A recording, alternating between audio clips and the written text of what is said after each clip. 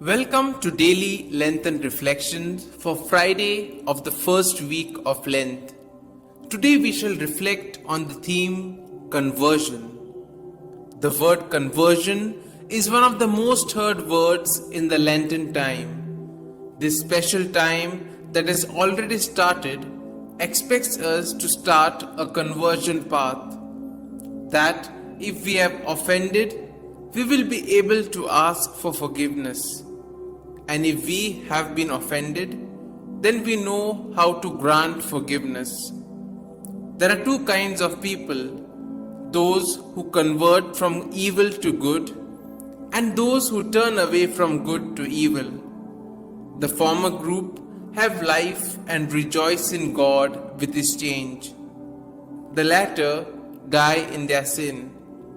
God does not want the death of the sinner, but rather for them to live. Jesus reminds us today that if we are no better than the scribes and Pharisees, then we will not enter the kingdom of heaven.